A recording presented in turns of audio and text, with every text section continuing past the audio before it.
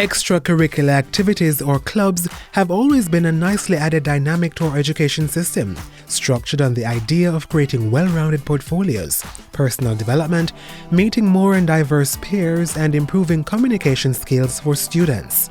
Now, with innovation and a goal for creating more focused road users, the Jamaica Social Investment Fund is revolutionizing the idea of school clubs.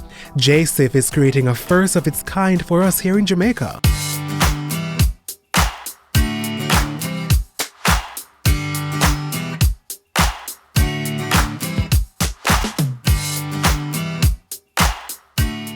JSIF has teamed up with the Ministry of Education and Youth, the Ministry of Transport's Road Safety Unit, municipal corporations, the Community Development Committee, and the Jamaica Constabulary Force's Public Safety and Traffic Enforcement Branch to form the Safe Passage Safe Routes to School Road Safety Clubs. It's about to make traveling for children much safer through public education. I'm pleased that this social network was formed as a follow-up to a prior Safe Passages project, which aims to provide a safe environment for students as they traverse specific roadways and thoroughfares in the vicinity of selected school campuses. It was designed, among other things, to provide a safe environment for students as they travel to and from school in certain targeted communities. The Road Safety Club is an important software, I will call it. So beyond the hardware, the road safety clubs are designed to provide the sustainability to the infrastructure that has been provided. And it works by increasing the capacity of the teachers, parents, the awareness of the members of the JCF, and other persons who are in charge of keeping the roads safe. The infrastructure that was provided under government's $155 million Integrated Community Development Safe Passages project contains several components that make it easier for children to navigate the streets.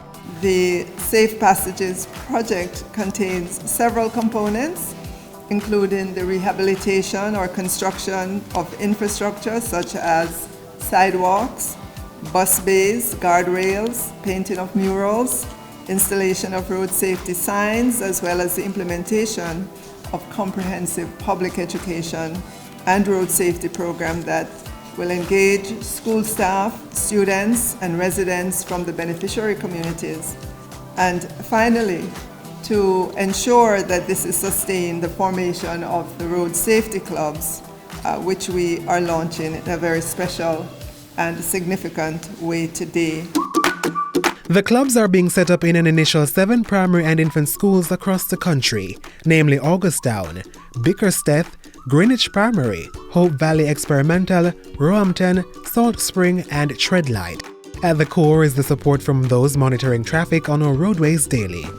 The Jamaica Constabulary Force have had a long history of working together with schools and children in terms of educating and of course providing information in terms of how best we can take care of ourselves, and especially the children that have to traverse the various roadways. This particular program, which is the Safe Passage Road Safety Club program that has been launched by JSIF, the JSIF lauds the effort because what we believe is that a kind of holistic approach to safety of our children and of course the entire commuting public, it will make a big difference. But what really sparked the development of this new initiative? In terms of global statistics, too many of our children are suffering from fatally or other injuries. Many of these injuries and deaths occur in low and middle income countries, such as Jamaica. Furthermore, a large proportion of this figure is made up of children, particularly child pedestrians. Statistics from the Road Safety Unit reveal that in 2021, 487 road fatalities which 69% were the most vulnerable groups of road users: pedestrians, motorcyclists, and children. And to create further context for the need for these clubs, with less than 3 months into the year, A 12-year-old boy died on the nation's road. As a result, he died as a result of injuries he sustained when he was hit by a motorist along the roadway in his community. In his community of Lilliput in St. James. He was crossing the road and didn't make it home.